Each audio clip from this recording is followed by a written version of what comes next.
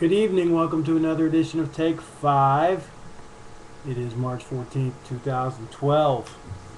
We're in Luke chapter 21, verse 1. Jesus looked up and saw the rich putting their gifts into the offering box. And he saw a poor widow put in 2 small copper coins. And he said, "Truly I tell you, this poor widow has put in more than all of them, for they all contributed out of their abundance. But she, out of her poverty, put in all she had to live on." I gotta tell you, I'm really encouraged when I read this passage for several reasons. Let's first of all look from Jesus' perspective. All right, what's he looking for? When Jesus looks at us, he's looking for our hearts. Are we giving our whole hearts? And he was watching people put money into the treasury there, and apparently it wasn't a pass your hat kind of thing. Apparently it was something where you could tell what everybody was putting in. And we know he had already condemned the religious, prideful leaders of the day because they liked to boast about the kind of stuff they would put in to the treasury. So they were probably announcing the kind of stuff they were putting in. But he said, he tells the crowd there with him, he says, you know who put in the most in that treasury today? This poor widow. He probably had her right there. He probably went and pulled her aside. Jesus cared for people. But from his perspective, she put in the most because she gave out of her poverty. Now think about this woman. She's a widow and she's poor, which means she has no husband to care for her. So she is totally dependent on God. Totally dependent on God providing all of her needs. And apparently up until this point he'd been doing a pretty good job because she gave all that she had. Am I still recording? Yeah, there we go. It was bothering me a little bit. There was a pause there.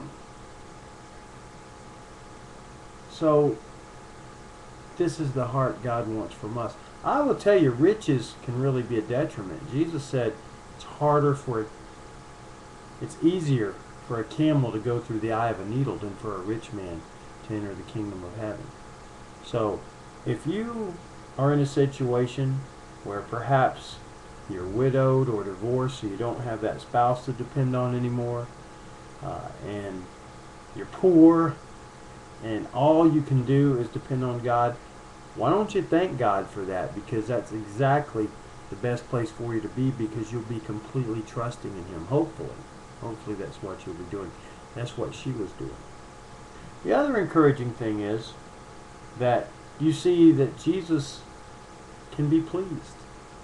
He's not really hard to please. You think about it. What this woman gave wasn't much, but it pleased Jesus, because it came from the heart and it was all that she had. And she wasn't worried about what they were going to do with it. Frankly, the people handling the temple money, Jesus had already condemned the kind of stuff they did with it. But see, our attitude toward giving, and this I think would apply to tithing situations at church, we need to not be worried so much about what people are going to do with the money. It just needs to come from our heart. God will take care of us, and He'll take care of them if they're misusing it. So this woman's very much an encouragement to me. And I would just ask you to look at your own life. Now, she gave all that she had. Now, Jesus doesn't ask us necessarily to give all our money, but He certainly asks us to surrender everything in our lives to His control, and we should give whatever it is He's asking us to give. And I can tell you it starts with at least 10% tithing, and then there may be other things to give as well. So look at your life, look at your finances. Are you giving what you should to God? Would He say that He was happy with what you're giving? And if He's not, why not give what makes Him happy? What's the point of giving if it's not to make God happy? All right? That's what we want to do. We want to make Him happy. So look at your giving, and is it making Him happy? All right? You come back tomorrow for the next edition of Take 5.